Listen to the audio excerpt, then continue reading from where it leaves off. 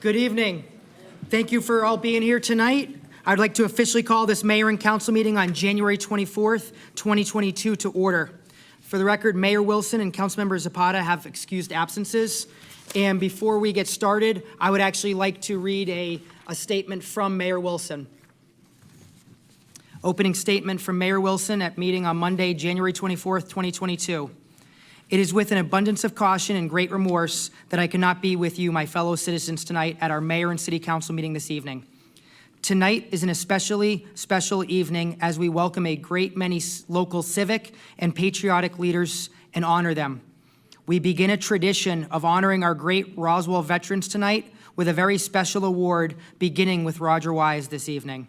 To all of you that we are recognizing and honoring tonight, thank you for being here with us, and know that I am here, we are here to serve you in any capacity you may need going forward. Tonight, we will be asking for your collective prayers for our friend Marcelo Zapata. Tonight, Mike Palermo will be leading our meeting as the Mayor Pro Tem. I am sad that I'm not there, but I'm excited Michael is there to lead us through this meeting. I can't think of a better person to do it. Tonight, Michael will share with you what he and the rest of this great City Council, Christine, Lee, Peter, Will, and of course Marcelo, have planned and are going to execute in the first 100 days beginning this day, Monday, January 24th, 2022. I will share with you lastly that there has been amazing teamwork and collaboration with your elected officials and the staff of our city government led by Randy Knighton. Thank you, Mayor Pro Tem Palermo. Have a great meeting. With that being said, I have asked our City Administrator, Randy Knighton, to begin our meeting in prayer. Thank you, Mayor of Roswell, Kurt M. Wilson. And so with that, I'd like to call Randy Knighton, the City of Roswell City Administrator, forward for the invocation and moment of silence.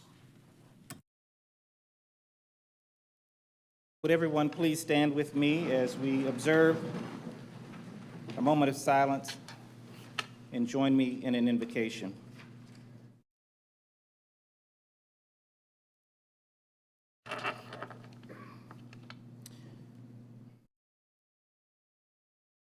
Most gracious and all-wise God, we are indeed thankful to be in your presence this evening. We thank you for the great assembly of people here who represent your creative genius.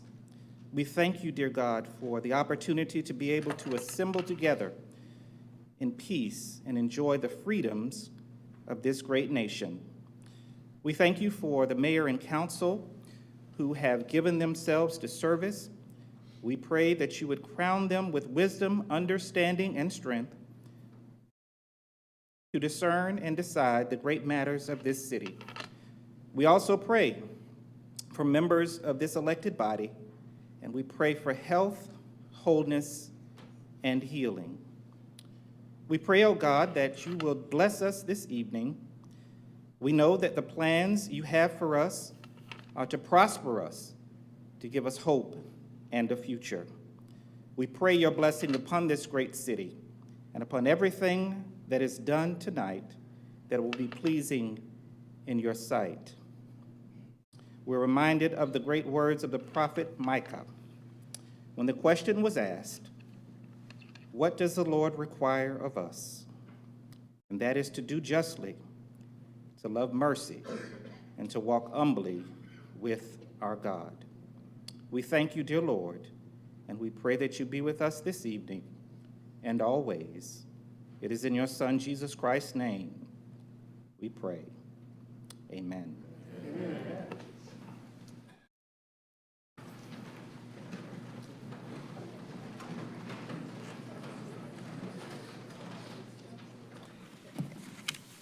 And now I would like to invite Sergeant Roger Wise Jr. to come up front and introduce the presentation of colors and the Pledge of Allegiance. Color guards, present colors. Everybody ready to seat. Once a sergeant, always a sergeant. That means sit down.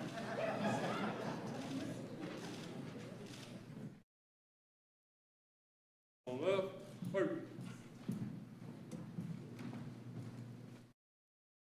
Detail, halt. Left, face. Folks, freedom is not free. someone has to pay for it. All the veterans in the room, on your feet? Well, I think they're still standing. We got a few more. We salute you and we thank you for your service to our country. All first responders in the room, on your feet. We salute you and we thank you for your service to our community. Understanding, freedom and service is not free. Someone has to pay for it. So when you see a veteran, you walk up to them and say, thank you for your service to our country. When you see a first responder, you walk up to them and say, understanding, freedom and service is not free. And everybody else, on your feet, and join these great patriots in pledging allegiance to the flag of the greatest country in the world, the United States of America. Present Army. I pledge allegiance to the flag of the United States of America and to the republic for which it stands, one nation, under God, indivisible, with liberty and justice for all. For Army. God bless America. Fly, please. On left, forward, hard.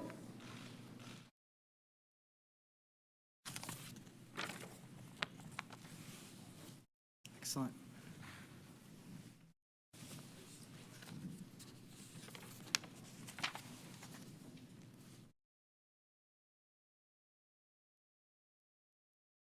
Thank you, Johns Creek Veteran Association Color Guards, for presenting colors this evening.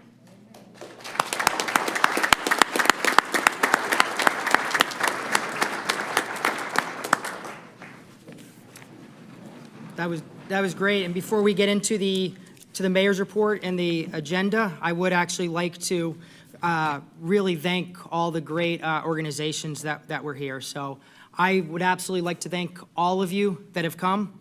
Both you and your organizations that you're representing. And really, you all make North Fulton a great place to live, work, and play, and raise your families.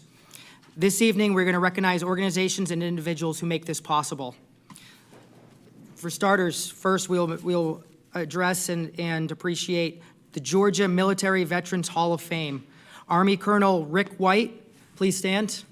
Chairman and Executive Director. Colonel White, we thank you for the Georgia Military Veterans Hall of Fame wall in the Capitol complex, and we join you in appreciating veterans. Thank you, sir.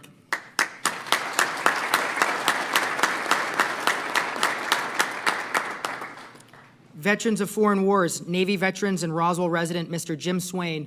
Mr. Swain, please stand.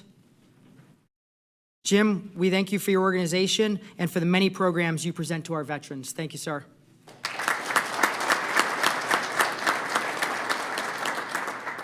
Johns Creek Veterans Association, Army Lieutenant Colonel Mike Mizell, President. Thank you for standing, sir. Colonel, we thank you for the memorial walk and the wall that heals in Newtown Park. Folks, we have the second largest Veterans Memorial Walk in the United States in North Fulton.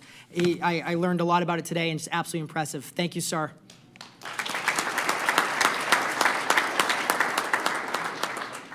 American Legion Post 201, Alpharetta, Georgia.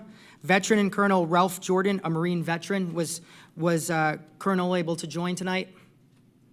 And He's a little under the weather as well. Understood. And so with that, what I will bring up is, and I certainly wish this Marine veteran could be here, but definitely understand and appreciate his caution. If you want to see a Sherman tank, a UE helicopter, a Sabre jet, a World War II deck gun, or the #1 American Legion baseball field in the country, and the Old Soldiers Day activity with the Cruise and Car Show, visit Post 201. We also thank you for the boxes you send to our young men and women on active duty. Thank you for your service to our veterans and our active military. For the American Legion Post 201 in Alpharetta.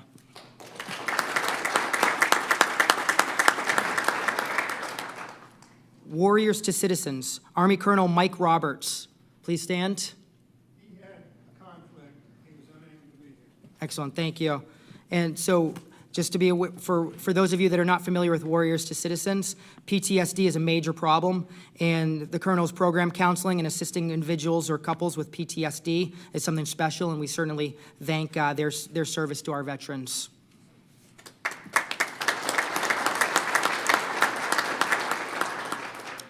Roswell and Centennial High School's JROTC. Colonel Tony Duplichin. Had a last-minute heater problem, so he had to be home from 5 to 7. Understood.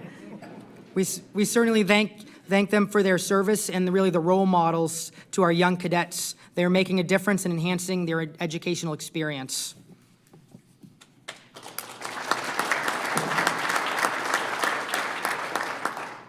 Our community salutes. West Point graduate Army Lieutenant Colonel Ed Postal.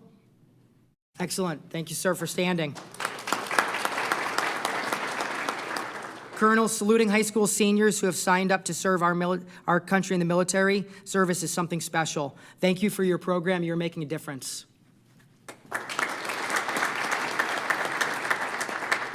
Student Leadership, Johns Creek. Ms. Irene Sanders, Executive Director. Thank you for standing, Irene.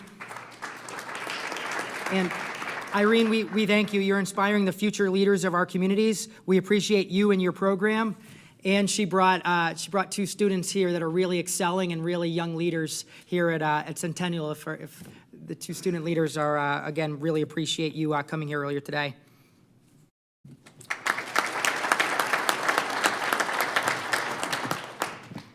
Vet Buds. So we have a Roswell resident Army veteran, Kent Sharp. Thank you for standing, sir.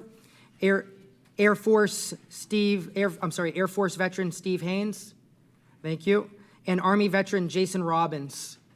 These are the co-founders of Vet Buds. We thank you for continuing to serve. Your organizations make it possible for veterans to gather once a month and to support each other. Thank you.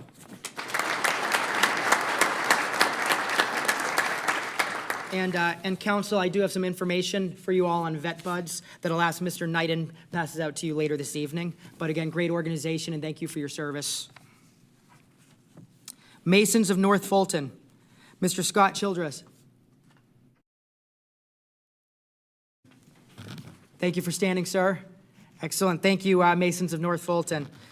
We thank the Masons for their community service and the Masonic Children's Home. You are making a positive difference on our community and our state. You, in a special way, support our greatest natural resource, our children. Thank you for all your service.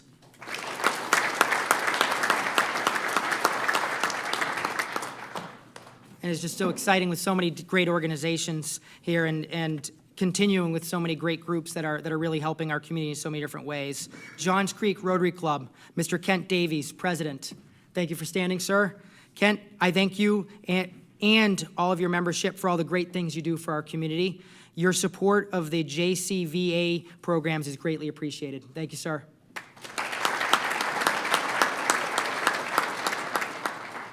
Roswell Rotary Club, Mr. Terry Taylor. Excellent. You didn't have to walk too far to get here tonight. And Gene Beckham, the chairman of the Honor Air.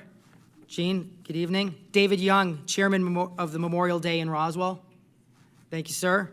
Gentlemen, you and your club make many positive contributions to Roswell. You're a major factor in making Roswell a great place to live, work, play, and raise a family. Thank you for all you do.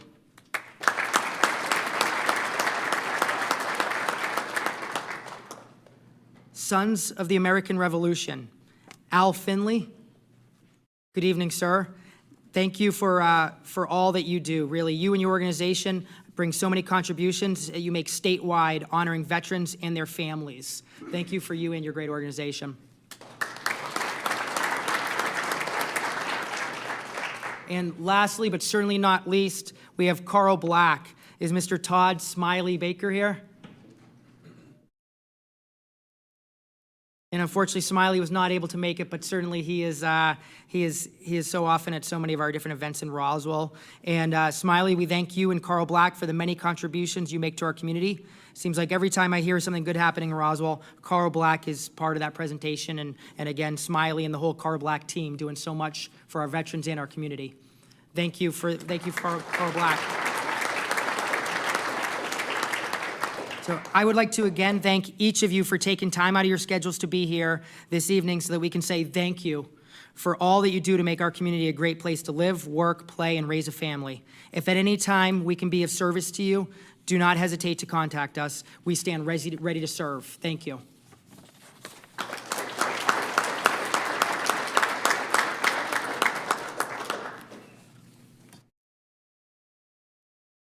And actually, in addition, is Rory Robichaud here?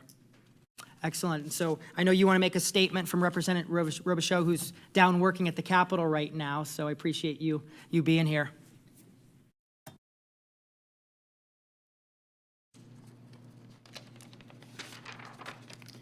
Mr. Mayor Pro Tem, thank you. Thank you for the time, because Mary Robichaud, our representative, wanted to be here tonight, but her time is not really hers this time of the year. She starts with the words we've heard Roger Wise say so many times: freedom is not free. Service to this country has always been one of the most historic steps and heroic steps that a citizen can take. My father and his 3 brothers took that step in the 1940s during World War II and were part of the greatest generation as so many young men and women stepped forward. We must always acknowledge and celebrate such selflessness. We must honor the tremendous sacrifices made by our military veterans and those currently serving. Roger Wise has not only served in a military capacity, but continues to serve his community and the community of veterans in Georgia with a humble willingness to present the best of the best to all. He epitomizes what is good in our city, our state, and our country, and I'm honored to call him my friend. Representative Mary Robichaud. Thank you. Thank you.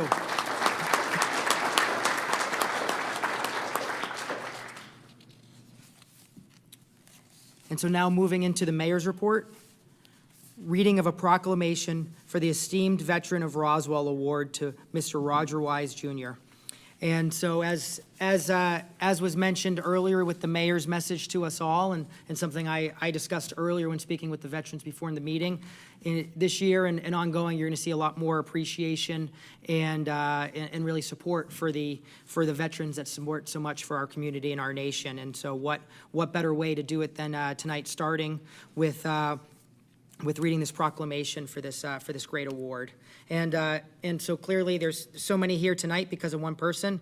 He truly shows us what service above self really means.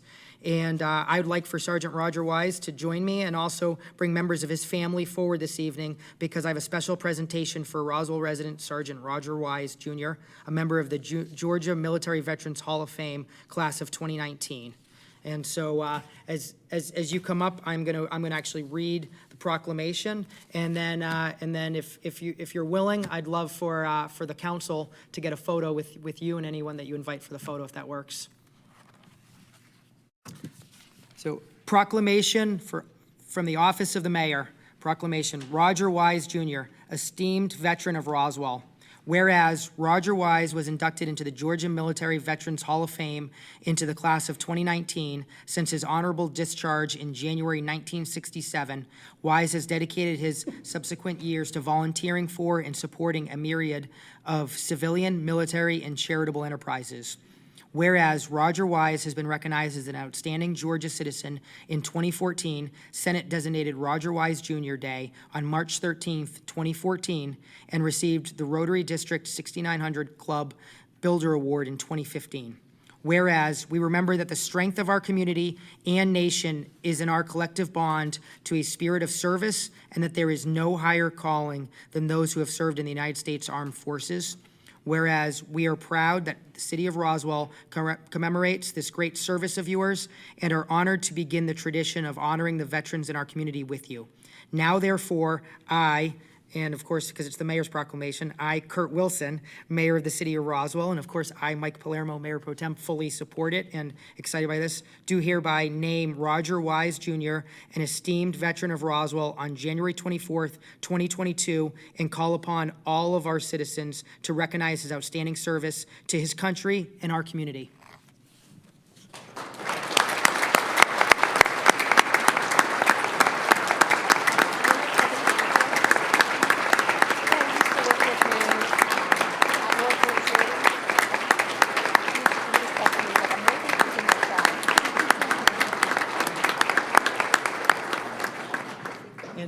And so, Mr. Wise, certainly would love some comment from you, but then again, also would love for council to be able to take a picture with you and your lovely family as well. Mayor, City Council, and many of my friends here this evening, I am truly, truly humbled. I thank you so much. Thank you so much. You know, you don't do stuff for recognition. You do stuff because it's the right thing to do. And Irene will tell you, when I talk to her students, I take them down to the Capitol, give them a VIP tour of the Capitol, and I talk to them. I do this. Many of them think me being a veteran, I say, what is this? They'll always say, it's V for victory, sir. I said, no, it's not. It's two of the most important things in your life. What do you think that is? And they always say money and big cars and all that. I say, no, it's family and friends. And if you have a strong family and friends, you will be victorious. So I thank you so much this evening for this recognition.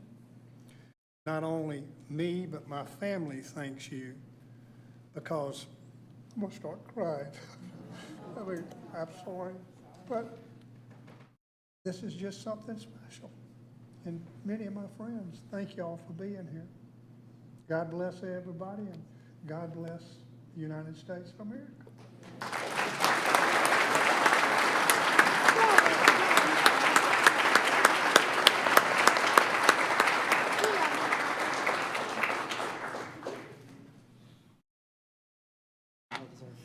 For all you do. Come on, get in, get in. Want to be here, Mom?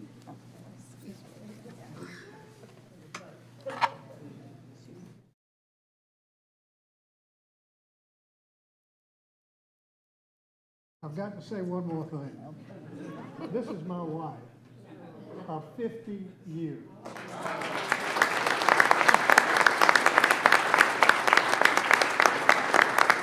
When I'm taking these young folks in the Capitol, I don't let them use the elevator. I make them follow me in the stairs, and I run their little butts off. So we go over to have lunch, and they always say, how old are you? I said, I'm 79. Well, you're hard to keep up with. Are you married? And I said, yeah, I've been married 50 years. Hey, he's been married 50 years. He's been married 50 years. Some girl always raises her hand and says, what is your success? I said, what success? 50 years of marriage. I said, there's 4 things. You drive the car, you smile, you pay the bills, and you say, yes, dear. The most important thing is yes, dear.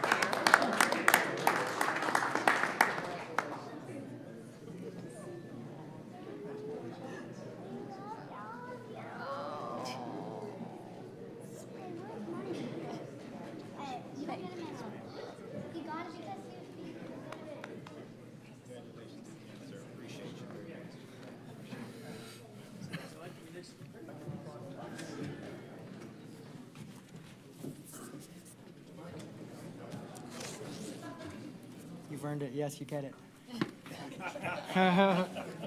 Thank you.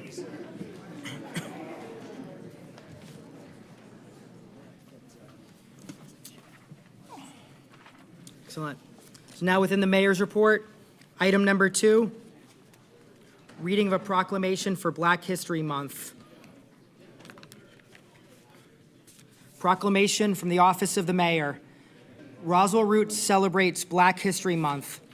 Whereas Black History Month is an annual celebration of achievements by African Americans and a time for recognizing and reflecting on the central role of blacks in U.S. history, and the story of Black History Month began in 1915 with Carter G. Woodson and other prominent African Americans establishing the Association for the Study of Negro Life and History, and founded the first Negro History Week in February 1926. And whereas Negro History Week, growing in success for over 50 decades, was officially recognized on a national level and became a month-long celebration of Black history in 1976 by President Gerald Ford.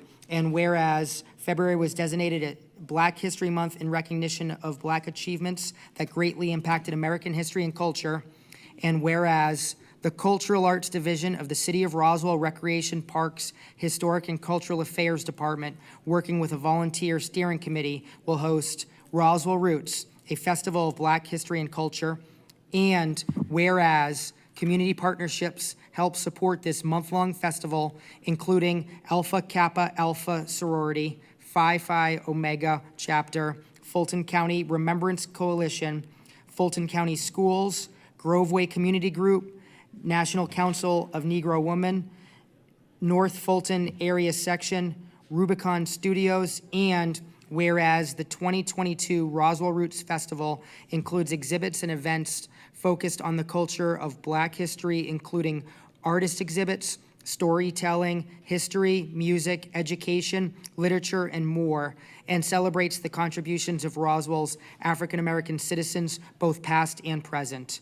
Now, therefore, I, Kurt Wilson, Mayor of the City of Roswell, and also I, Mayor Pro Tem Mike Palermo, do hereby proclaim all of February 2022 as Black History Month and call upon all of our citizens to recognize this special celebration of African American heritage and culture through participation in all of the events of the Roswell Roots Festival.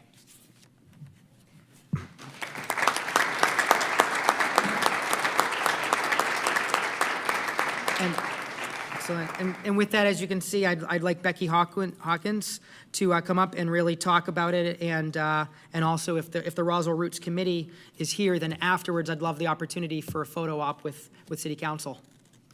Becky? Thank you. Just give us 1 second to bring our presentation up.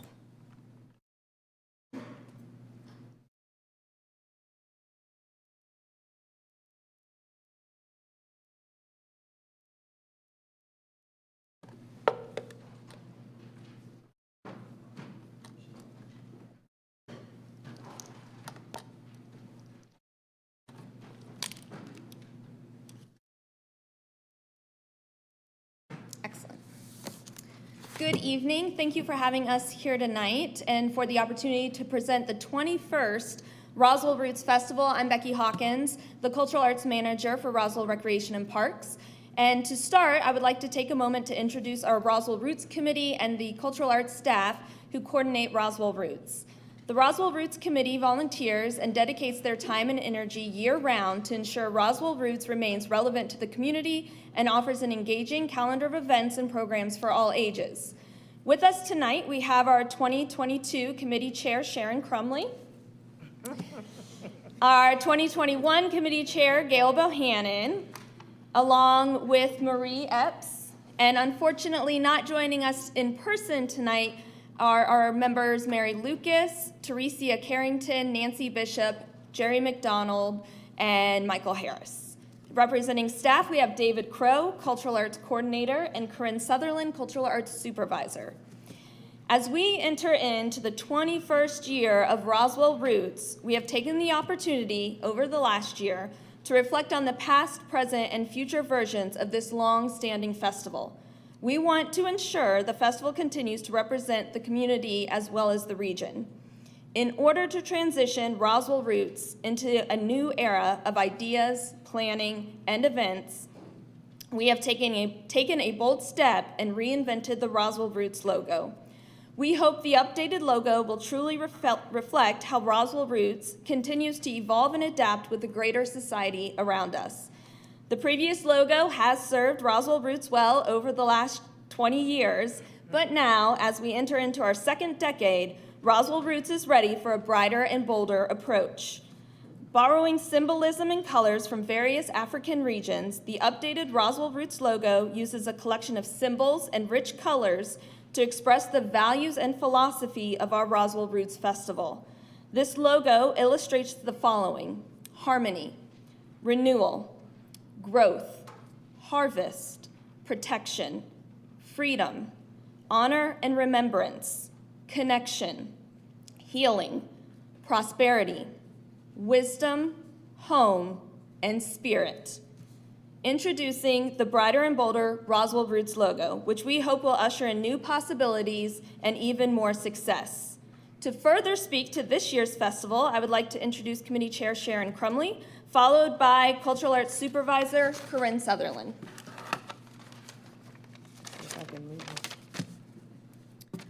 I'd like to acknowledge the mayor, Mayor Pro Tem, City Council, and the citizens of Roswell. My name is Sharon Crumley. I'm the 2022 Roswell Roots Committee Chair. The Roswell Roots Festival was an idea made possible by a Groveway community group whose president is Gail Bohannon, and Roswell Recreation and Parks Department to provide recognition of the contributions of the Black community in the evolution of the city of Roswell. From the earliest enslaved residents to the Bailey Johnson Colored School to the college fair, the emphasis has been on being involved. We are the realization and fulfillment of those early residents' ideals and are sharing the progress they could only imagine. Previous events, Roots events included introduction of college recruiters to high school students and exposure to historically Black colleges and universities and the Divine Nine Greek organizations. Nationally recognized artists like Sheila Pre Bright, whose most recent work, Picturing the South, is currently on exhibit at the High Museum. We premiered films like True to Our Native Land by director Weldon Bishop IV that interviewed Black veterans from World War II and tells what it was like to serve in the military. Roots has also provided entertainment, from bands to poetry slams to plays like Having Our Say, about the Delaney sisters, who were the daughters of former slaves, two women who became professionals, a dentist and a school teacher, and lived to be over 100 years old and told their story about post-Reconstruction South, W.E. Du Bois, W.E.B. Du Bois, Langston Hughes, and Paul Robeson, and more. We presented Negro League Memorabilia, a collection by George Crumley with video of some of the players, and hosted authors like Joe Barry Carroll, who played in the NBA and wrote a book titled Black American Voices. Even local and historic programming like The Untold Story of Roswell, presented by Groveway Community Group, about the stories of the descendants of the original enslaved people of Roswell, and lastly, the Black Israelites who presented historical facts and firsts. Roots provides an opportunity for everyone to come and share in the richness of the culture. The Roots Festival is a demonstration of this quote: "It's not important that we think alike, but it is important that we think together." We invite you to become an active participant by attending the upcoming events that can be found at www.roswellroots.com. Thank you.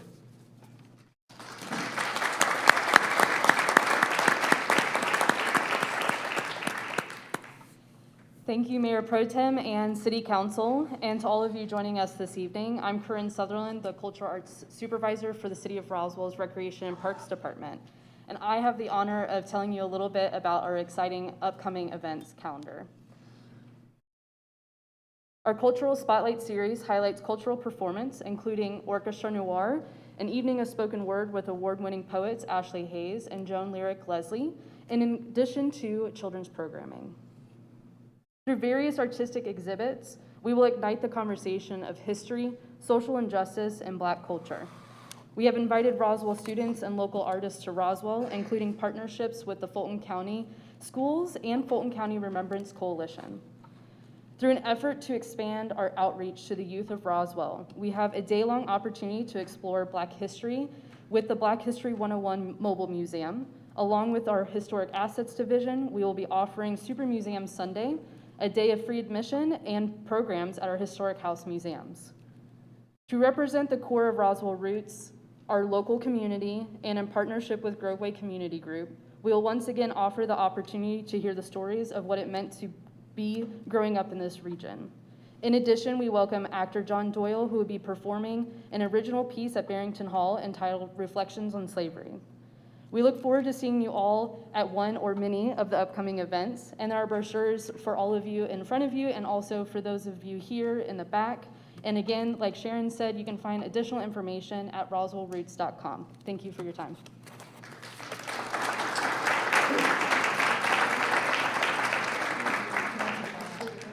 not been, oh, thank you. Thank you. And for anybody that has not been to these great activities and events, I encourage y'all. But before you sit down, would it be possible for a quick photo right in front of the dais?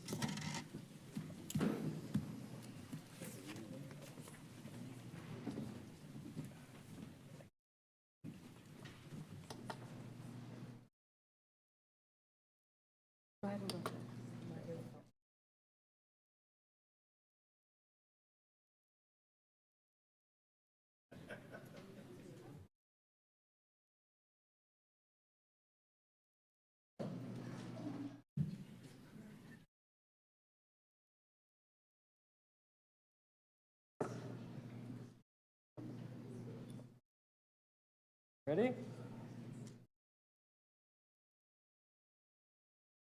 Go. Thank you.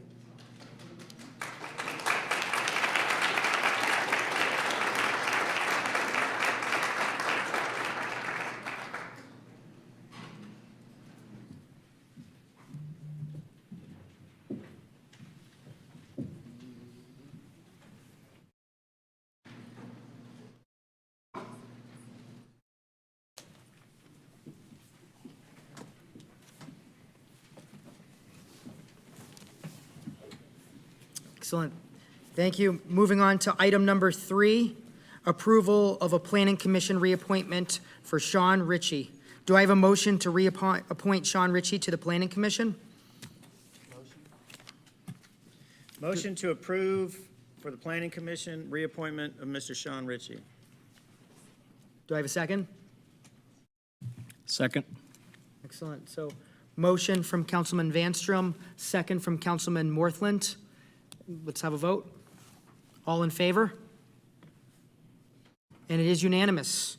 So Sean Richie, congratulations for being reappointed to the Planning Commission. Item number 4, consideration of a leave of absence. Unfortunately, Councilman Zapata is in need of a medical leave of absence. And so with that, do I have a motion? I motion to accept the consideration leave of absence. Do I have a second to approve the medical leave of absence? Second. All in favor? And that passes unanimously. Now, moving on, item number 5, 100-day plan. So, of course, as mentioned earlier, certainly the hope and the expectation was that that Mayor Wilson was, of course, going to be able to walk us through the 100-day plan. He is very much watching this, as mentioned in his statement, through a abundance of caution. He is not here tonight, but he has asked me to walk through at a high level of just the first 100 days, and which begin tonight. And so we're going to walk through some different high-level priorities that you'll see a lot of discussion and a lot of progress in upcoming meetings over the next 100 days. So with that, the first 100 days of the great city of Roswell begin tonight, Monday, January 24th, 2022. In 2021, this mayor and city council spent an unprecedented amount of time together, along with so many different residents, to understand each other's perspectives on the strategy, planning, execution, and vision for our great city of Roswell. This mayor and city council will be going on a retreat in February, along with key members of the city staff and consultants, to see firsthand economic development and examples of successfully executed plans. As Mayor Pro Tem and the official representative of the Mayor and City Council, it is my great pleasure this evening to present to you a united 100-day plan of the first things this city is going to address and begin executing as of this evening, Monday, January 24th, 2022. So let me state our priorities and what we're going to accomplish these first 100 days, which means by April 24th, 2022. Item number 1, we will execute an Oxbow action plan by April 24th, 2022, with project completion at the moment expected by December 24th, 2023. This will include a fully developed plan with timeline, design, and cost, and while being completed within the 23 months. That is the current focus and current expectation. And of course, that's something where I think what you will see and know that you will see at council meetings and committees, that you're going to be fully really updated on that progress, just as council will hopefully be updated on those progress. And of course, anything possible to expedite that timeline is, of course, of key priority. But at the same time, it is important that we have a transparent expectation of those first 100 days right here. We will activate the Roswell River Master Plan that has existed since 2015. This mayor and city council, in coordination with master planner, will look for opportunities to improve the river master plan for the long-term best interest of our city. But again, we're really focused on making sure that Roswell River Master Plan is not just a plan, but we really start taking advantage and leveraging our great, incredible natural resource that we have, and make sure that we really are the premier riverfront community. And a part of that is by actually really fine-tuning, but then really executing and activating on that Roswell River Master Plan. So again, within that first 100 days, you're going to see progress, and it'll be spelled out on how we make those next steps and how we do look to move forward with that. Item number 3 we have here. We will hire an economic development director for the city of Roswell, under which all economic activity will be aligned. The mayor and city council will synchronize all economic activity in our city under one umbrella and bring all boards, P3s, et cetera, under the same economic direction. What we will also look to do is we will master plan the great city of Roswell for the next 20 years based on character areas that will be fully transparent to all of our citizens, as well as the potential development community. We will look at hiring a master planner and really have a full involvement and transparency in the process. And as we master plan the city, it's going to also include aspects like, for example, really making sure we're executing on our master parks plan, making sure that it's really meets the needs and the desires of the city of Roswell, and that we're executing on it, as well as a part of, as we master plan the city, something we talked about earlier today, is really looking at executing and approving a master arts plan and having that just be an overall plan for our city, to make sure that we're actually holding ourselves accountable and making actual progress with how we're focused on quality of life for the citizens of Roswell. We'll bring an outside vendor to execute a comprehensive and full financial review of our city and all budgetary functions and department activities. In other words, a full review of our government, its costs, and its functions. We'll fully review the basis of our government spending and look at really how that's done. For example, there's multiple ways from a budgeting standpoint. An example, something that certainly will be looked at and discussed, is the potentials to weave in some zero-based budgeting aspects on how we make sure we're being as responsible as possible with the city's tax dollars, and making sure that we are being as efficient as possible. We will implement the people's calendar for our city meetings. And what I mean by that is we're going to have a renewed focus to make sure that as we're having meetings, the priority is focused on when makes the most sense for residents, when is convenient, when is the opportunity to get the most engagement and visibility from the people of Roswell. And so if you hear discussion of the people's calendar, for example, with committee meetings, that's what we mean by that. And of course, always certainly request any of your feedback, et cetera. We will execute a best-in-class police pay plan by April 24th, 2022. For a number of different reasons that have came up in public discussions over the years, there's a lot of reasons why this is very important, and it is something that absolutely is a priority by April 24th, 2022. And then the last thing I'll mention here is that we will really create a transportation commission by April 24th, 2022. So it's important, as we have transportation improvements and such a focus as it being a #1 priority for so many residents, to make sure that we are getting that resident voice and making sure that at all times our focus is based on how are we improving the quality of life for the people of Roswell. So those are the items that I want to spell out that just we wanted to bring to your attention tonight, to make sure that you know what to expect in upcoming committee meetings and focus. So as always, we request your feedback. We definitely look forward to the great discussion we'll have. But again, just instead of it just being on a committee item, the mayor brought up wanting to just really bring this up tonight, and I certainly agree with him on that. And the key is here, this is really just the very beginning of what this mayor and city council look to accomplish as your servants in this city. At the end of these 100 days, we will discuss the next series of plans, strategy, and execution at a work session on how we will look towards supporting Roswell as the #1 family community in America for the next 20 years and ultimately 50 years. There will be many more additional initiatives and goals we look forward to accomplishing with you throughout the year. As mayor and city council, we appreciate that we have been entrusted by you, our fellow residents, to work for your quality of life, and we recognize that it is your voice that matters and has been heard and will continue to be heard. So again, please absolutely engage with this entire mayor and council and always share that feedback. So we pray and hope that you'll be pleased with this direction and feel that we're representing you.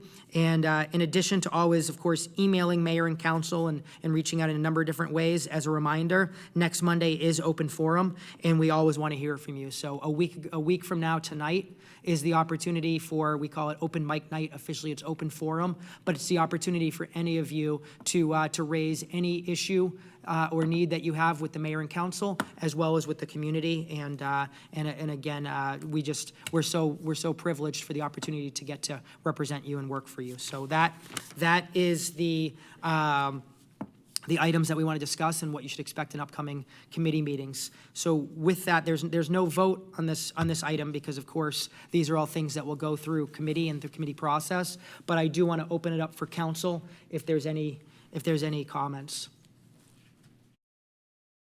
Is there any comments from the public? Oh, I'm sorry, Councilmember Hall.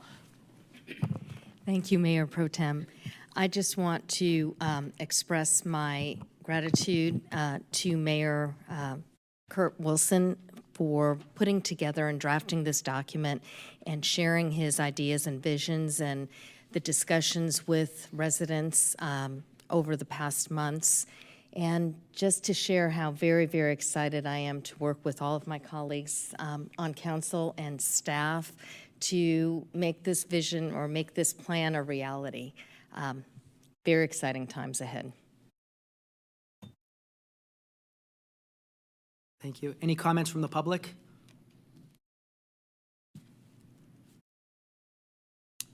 And even though this is not your first rodeo, as a reminder, please fill out comment cards and please state your names and addresses as you speak. Yes, sir. My name is Jason Yowell. I just want to say how pleased I am to hear that the Transportation Commission is a priority in the first 100 days, and I want to thank you. It is gratifying to have a mayor and council at long last that is going to be responsive to the citizens of Roswell and issue direction to staff rather than taking orders from staff and selling that agenda to the citizens. It's a refreshing change of strategy, and I am truly thankful. Thank you.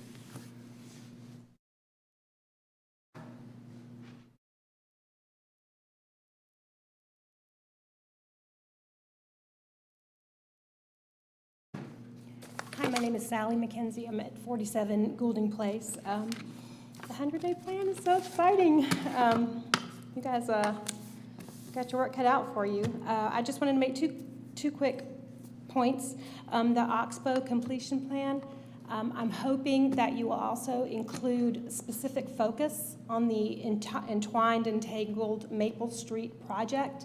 There were a lot of questions that were asked that have not been answered. A lot of very specific questions, and I think it's the first cottage court, I'm not sure, but I think it's the first cottage court project in Roswell, and it's not cottage court. That's the thing. It's not cottage court, and we can't get answers. We've asked very specific questions, and we haven't gotten answers. So I'm hoping that will be addressed with that initiative. And then also, open mic night. I would also like to request that you consider bringing back the rules which were just changed without a vote, without discussion or anything. With the prior mayor, it used to be, help me out with this one, I think it was 5 minutes, and then at the end, if someone wanted to speak longer, they would reserve, maybe it was a 20 or 10-minute limit for folks that wanted to speak longer.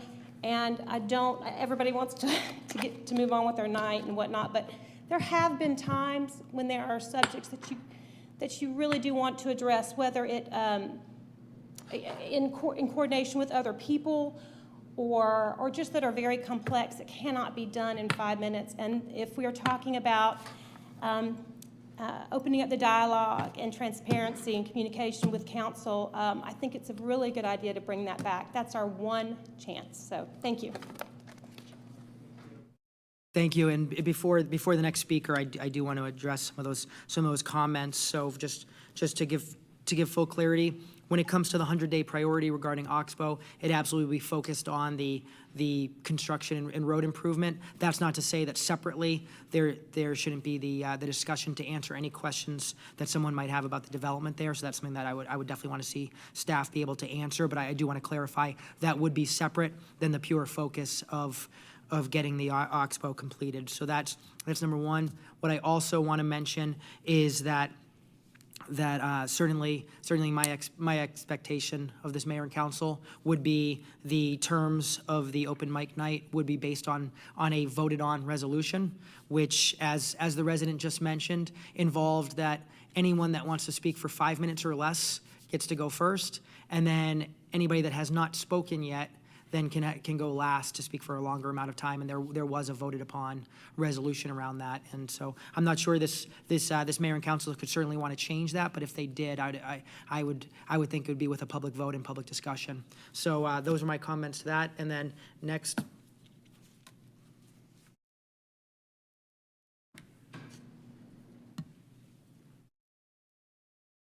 Janet Russell, Roswell resident as of March, 49 years.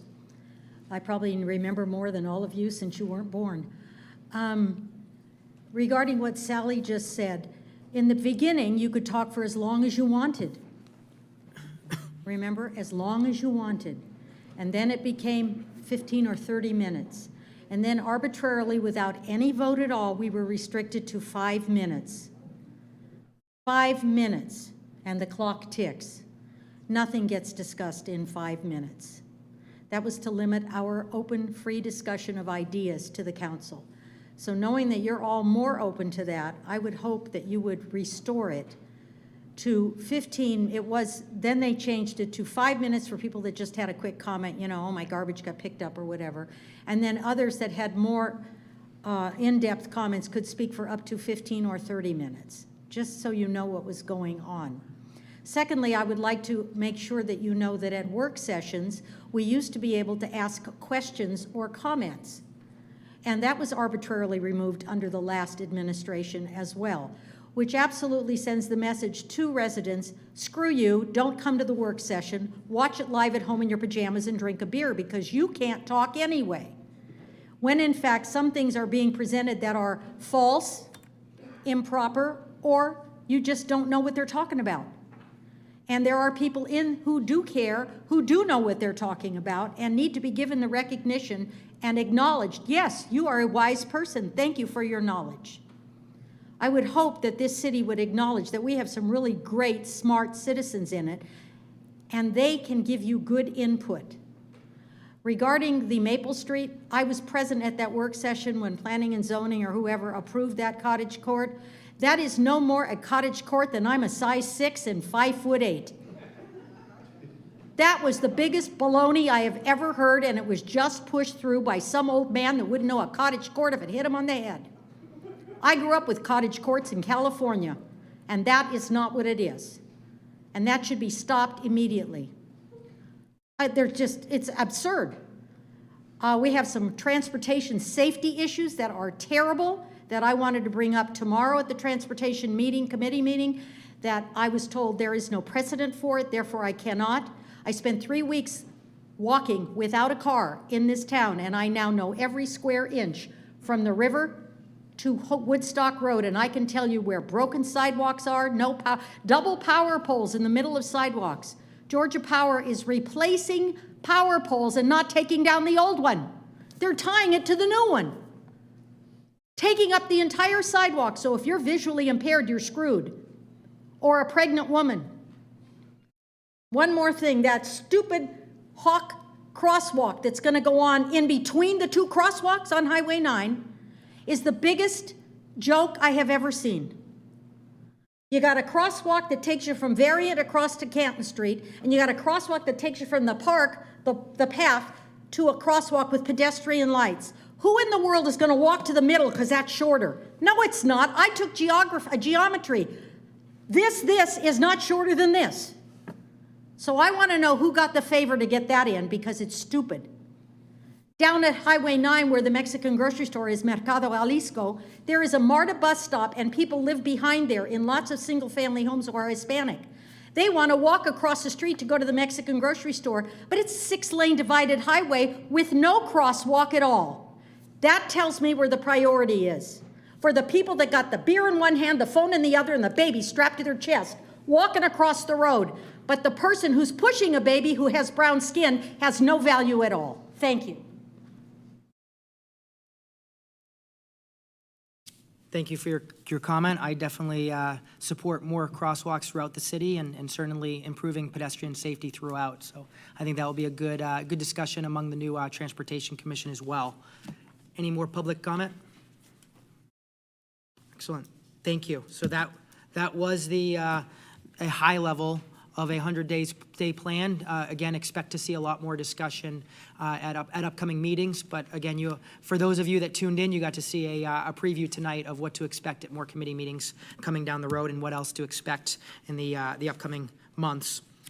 So now we're going to move to item number 6, recognition of the City of Roswell for the renewal of the Bicycle Friendly Community Award given by the League of American Bicyclists. So Mr. Skelski, and I was hoping Mr. Cox as well. Thank you. Good evening, Mayor and Council. I am just going to introduce the people who have made Roswell a bike-friendly community over the last 15 years or so, starting with Mr. Dave Cox, who's our current Planning Division Manager in Transportation, and Ms. Lisa Walker and the members of Bike Roswell. Dave? Yeah. Well, good evening. We're here to give the presentation for the award for the Bicycle Friendly Community Designation. This is bestowed upon us by the League of American Bicyclists. They are basically a national outfit that promotes strategies and initiatives for building better communities, making them safer, making them more connected, making them healthier, all with cycling in mind. The one important thing I want everyone in the room to know is Roswell was the very first city in the state of Georgia to receive this designation over 15 years ago, as Dan said, in 2006. When I started working here, one of my first tasks by my former director was to make sure we keep this designation. So I'd like to think I'm doing a pretty good job, Steve. In closing, I just want to thank my staff, my team, Mark, Dana, Caitlin, Martin. They did a lot of the heavy lifting on this last year in preparing the application. It was not easy. It was a very intensive process, but as you can see, it yielded very positive results tonight. Also, I'd like to thank the Mayor and Council for your continued support and your future support of all initiatives for bicycling in Roswell. We're looking forward to working with you moving forward so we can earn this designation again in the future. And I'd also like to thank Bike Roswell. Their help has been very tremendous over the years, providing guidance on not only projects, but some new initiatives that we've been working on. And Mayor Pro Tem, if it pleases the council, I'd like to bring up Lisa Walker to share just a few brief remarks on what they're doing. That'd be great. Thank you.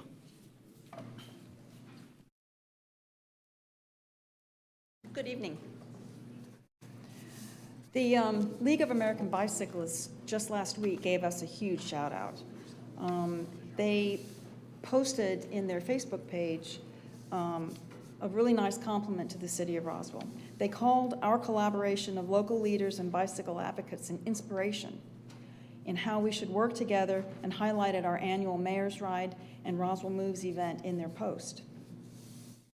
Bike Roswell's worked with the city of Roswell for over 15 years to establish and maintain our bicycle-friendly status.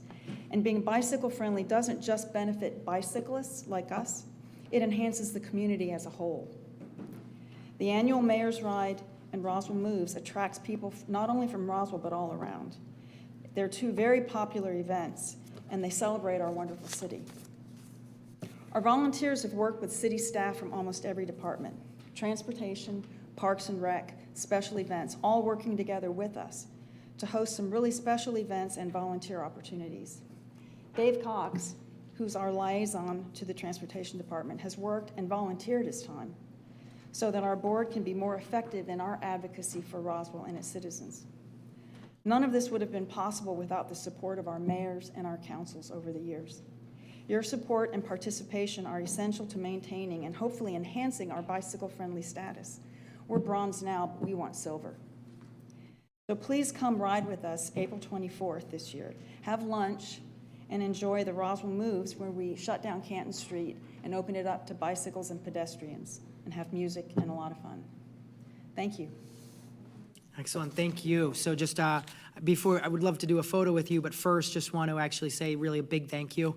Bike Roswell does gives such a great contribution to the city, both with, of course, the bicycle ride, but also the Roswell Moves. A couple of years ago, I heard multiple different businesses say that was actually the best day that they had ever had, their most successful day through the Roswell Moves that you all had created, and certainly love the idea of going past bronze, and hopefully what Mr. Cox has worked so much with the bike ped master plan, as we start to actually see progress in that, hopefully, which T+2 definitely includes. Hopefully that will help get us there as well. And last thing before the photo is they actually do not discriminate against really slow bicyclists, because when they shared the information, included photos, Councilmember Hall and I were both in the photo. So no matter how slow we are, I'll just speak for myself. And I was slow, and it was still they still included us. So on that note, would love the opportunity for a picture with you.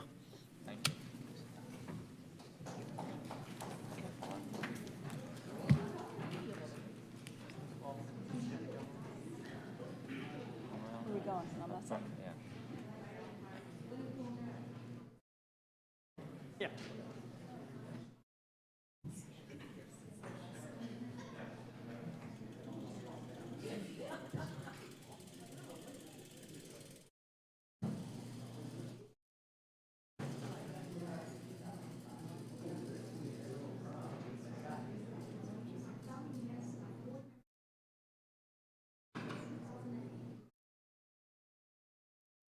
Ready?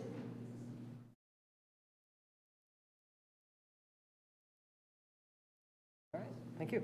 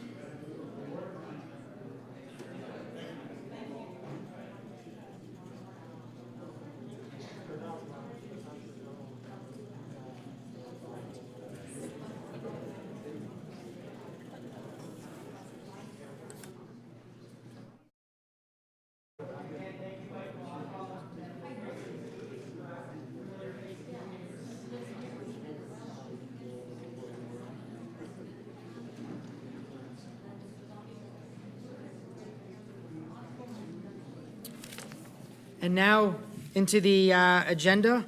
First item on the agenda is the approval of the consent agenda. Do I have a motion to approve? I'd like to make a motion that we approve the items on the consent agenda. Motion by Councilmember Morthland. Do I have a second? I'll second that motion to approve. Excellent. With a second by Councilman Vanstrom. All in favor? Motion passes unanimously.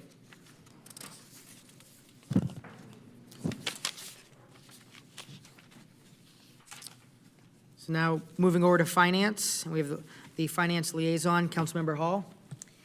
Thank you, Mayor Pro Tem. Item number 17, presentation of the fiscal year FY21 Annual Comprehensive Financial Report and this will be presented by Director Luckett. Thank you. Good evening, Mayor and Council. We're here to present the FY21 Annual Comprehensive Financial Report. This report is really the culmination of our efforts with our annual fiscal year-end close, financial close, as well as our annual audit. You should have all received a copy of the report. It's also going to be available on our city's website. And in your agenda packet, you also should have received a copy of the auditor's discussion and analysis. We have our audit firm here with us this evening, Malden & Jenkins. And before I turn it over to them, I would just like to take a moment to say thank you to our finance staff that worked so hard to complete this. It's a tremendous task for them. And they did a great job, and it was a very successful and smooth process. Also want to thank all the departments as well that contributed to this process and their efforts in helping us complete this. So with that, I wanted to introduce Adam Fraley, who is with Malden & Jenkins, and he has some comments for you all regarding the results of our annual audit.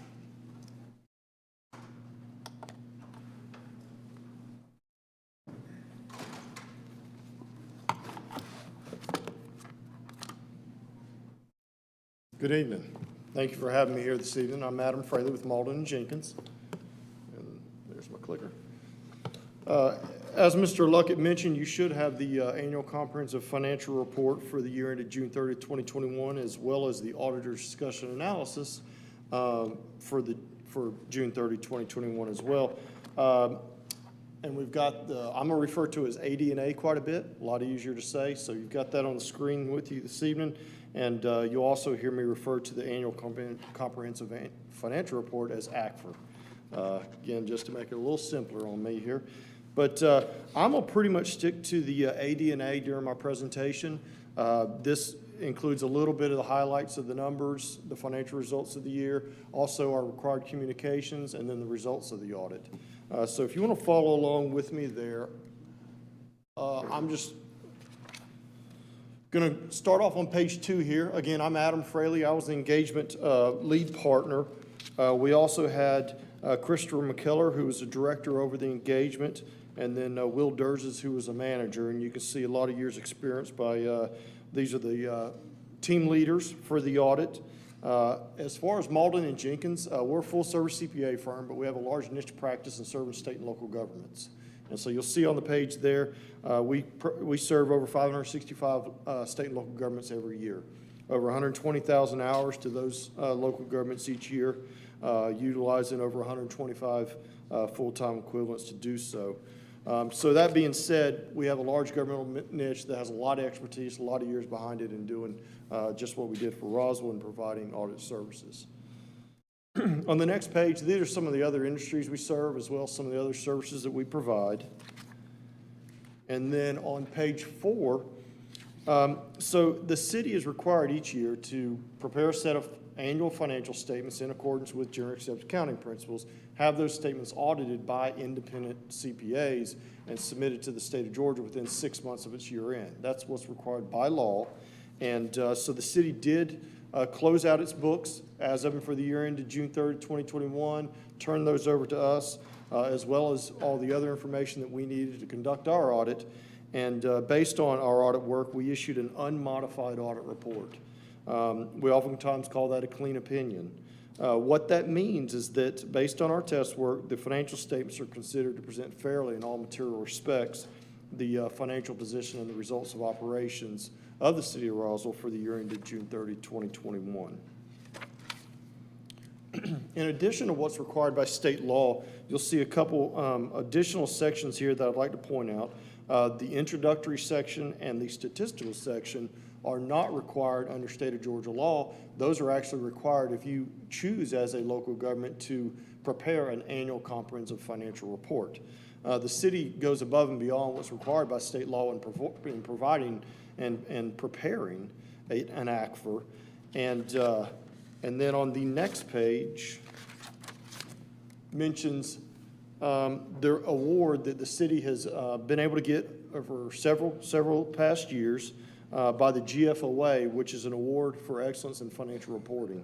The city also has submitted that the 2021 ACFR to the GFOA for consideration in that program once again for this year.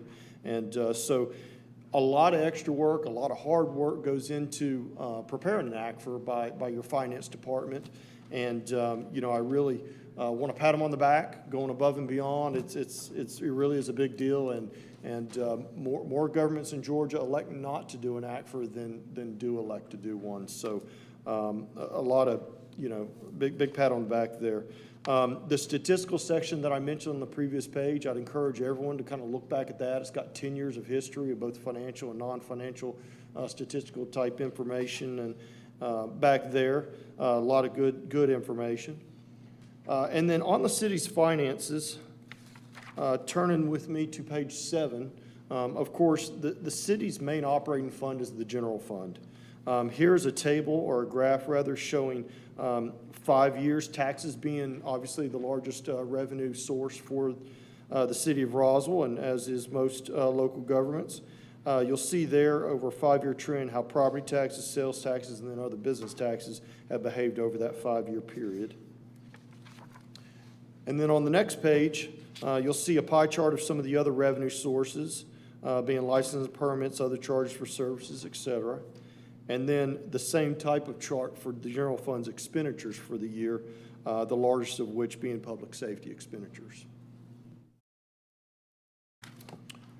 So on page 9, this is a comparison over the last 5 years of the city's general fund's revenues versus the expenditures, and you'll see how those behaved over the last 5 years, noting that revenues have exceeded expenditures in each of the 5 years.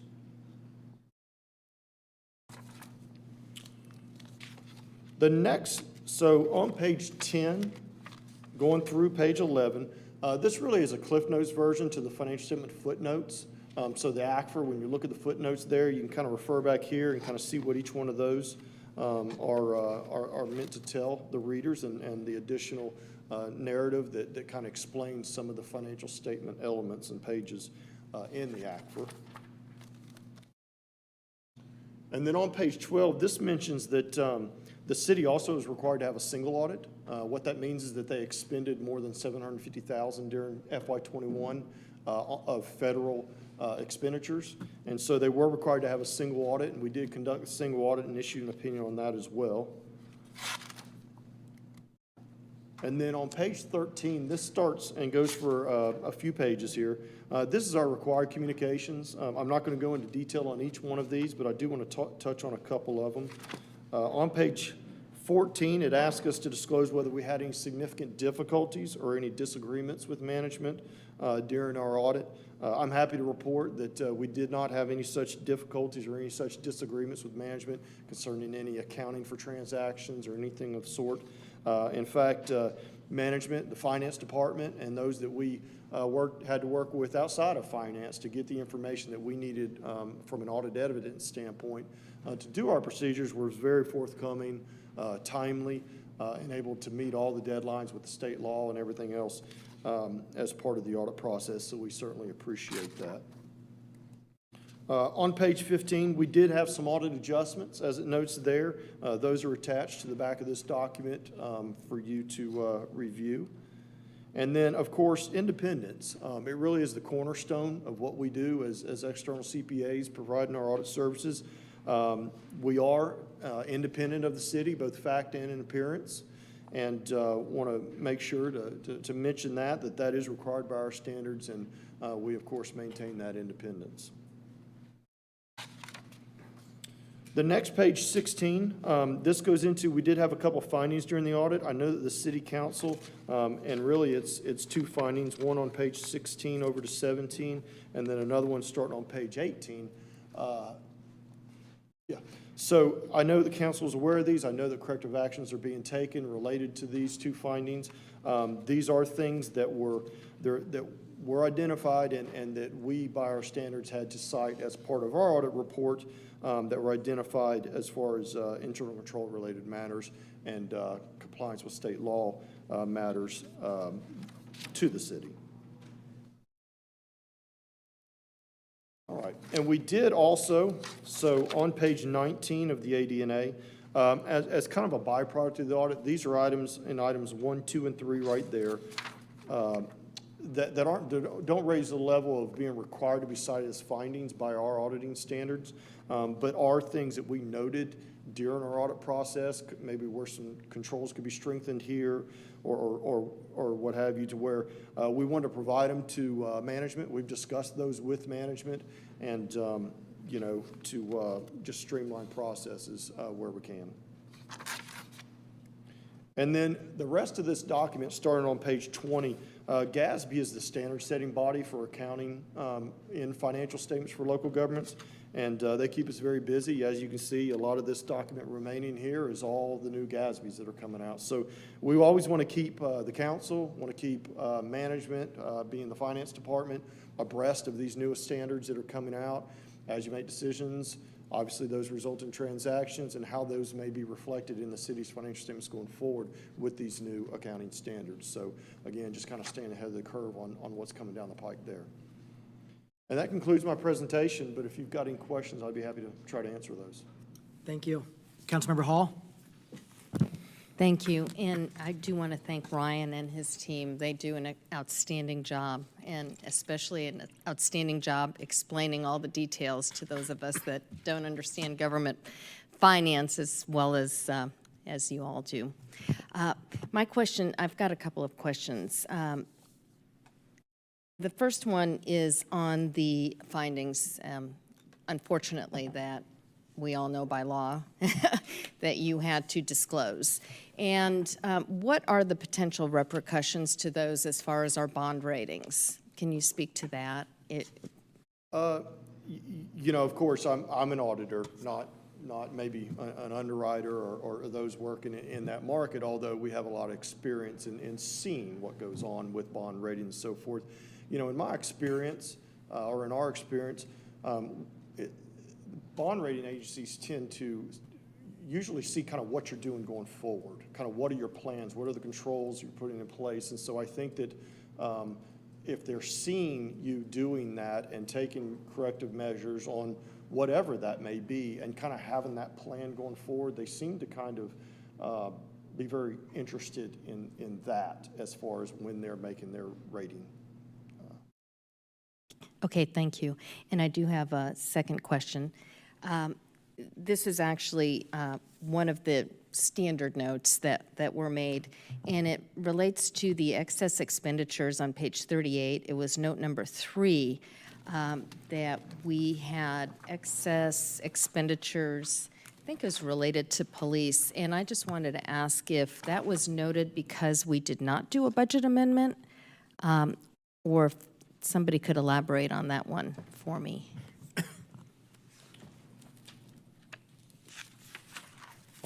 I'm sorry, it's on the annual comprehensive financial report. And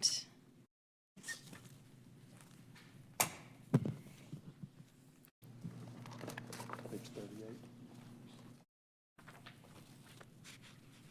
it basically had a, it looked like $651,522 excess expense, or maybe I'm misreading that.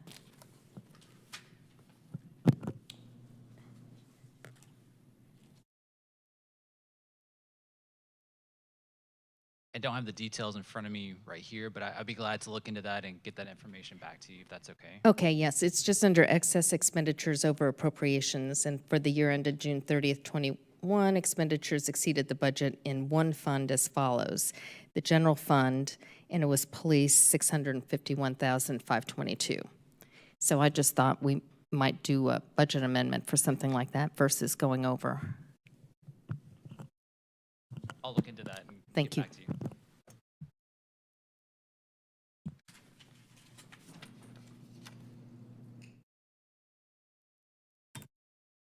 Any further questions from council? Any questions or comments from the public? Thank you. Thank you. Thanks very much. Councilmember Hall? Thank you, Mayor Pro Tem.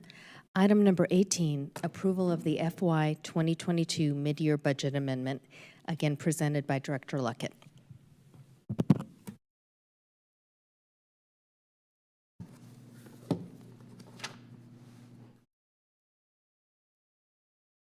Good evening again. This is our FY22 mid-year budget amendment.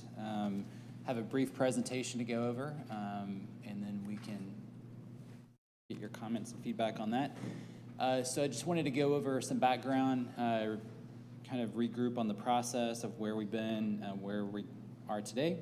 Have a summary of the funds that are affected through the mid-year budget amendment, and then just briefly review the requests that have been submitted by departments.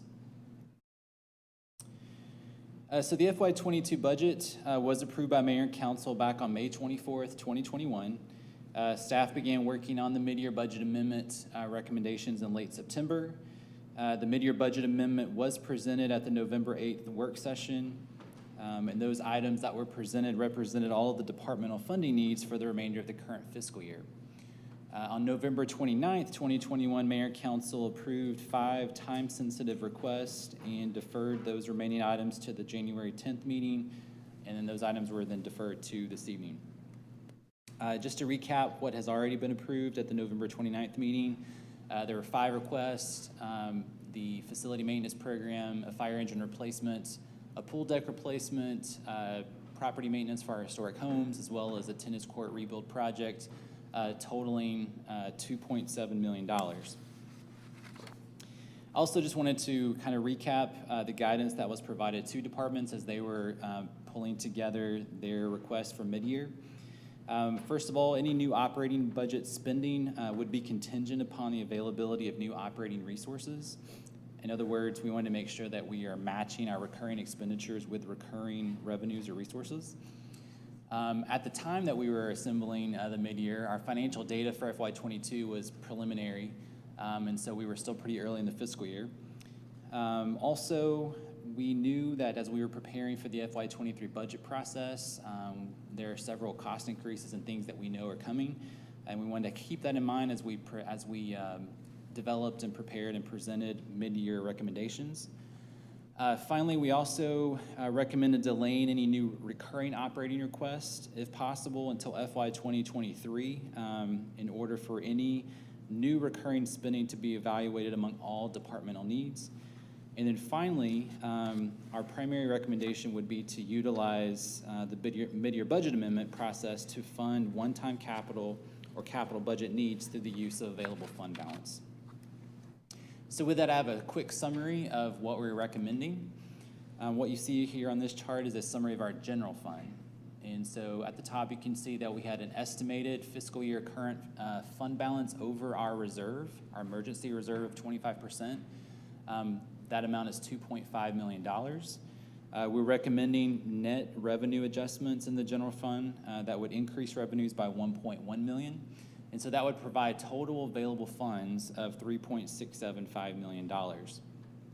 As part of the mid-year budget amendment, we're recommending operating adjustments in the general fund totaling $389,000.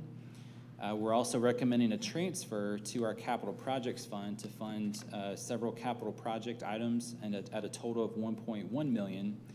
And then the remaining balance we're recommending to reserve or set aside for allocation by the Mayor and Council during the FY 2023 budget process.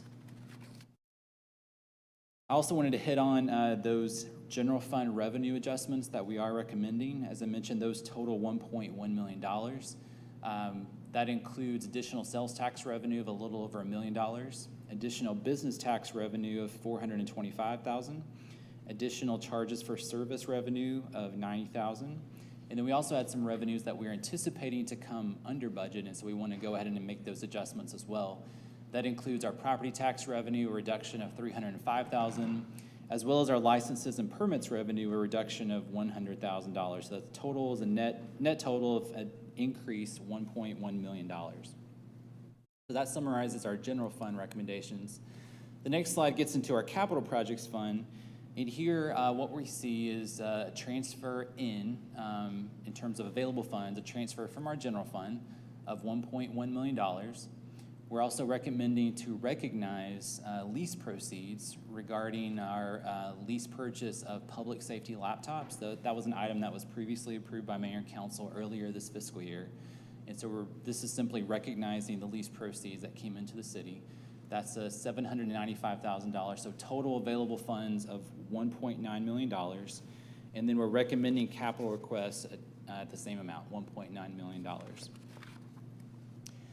Finally, we also, this slide represents our debt fund, debt service fund, and what we are recommending here is in line with Mayor and Council's decision to reduce the millage rate earlier this fiscal year.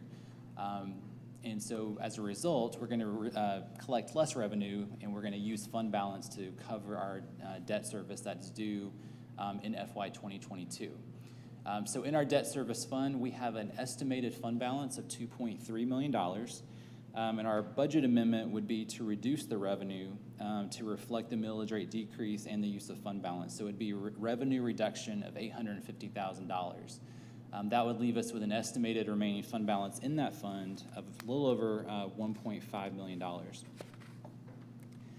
Next, we're getting into our department requests, and I won't read these out separately because I know we've talked about this several times, and I'll be glad to answer any questions, and I know our department heads are here to answer any questions as well. So I'll just briefly cover these. We had one request in administration for an increase of $200,000 in operating requests. In our fire department, we have one unfunded unfunded item at $57,000, as well as 3 capital requests for the fire department. In our police department, we have 2 operating increases and 4 capital requests. In our recreation and parks department, we have 1 operating increase request, as well as 6 capital requests. And then finally, in our transportation department, there were 2 capital request items. And then citywide, we have 1 operating request, which is actually acknowledging some savings related to a new contract for our copiers and printers, as well as the item related to the public safety laptops, which I mentioned earlier. So with that, that is our mid-year budget amendment, and I'll be glad to answer any questions that anyone might have. Thank you. Thank you, Mr. Luckett. Any questions or comments from council? Councilmember Hall? Thank you. Just one question, the unfunded operating request, since we are allocating a couple of $1 million to the over reserve amount. Can you speak to that a little bit, please? Sure. Our recommendation is to hold off on consideration of this additional position so that Mayor and Council can consider all staffing operating needs as part of the FY23 budget process, so that can all be considered at the same time. Thank you. So any additional questions or comments from council? Any questions or comments from the public? I'll bring it back to council. Any additional final questions or comments? And with that, I will entertain a motion, Councilmember Hall. Thank you, Mayor Pro Tem. Motion to approve item number 18, approval of the FY22 mid-year budget amendment. Do we have a second? Second. Excellent. So motion by Councilmember Hall, second by Councilman Morthland. All those in favor? That passes unanimous.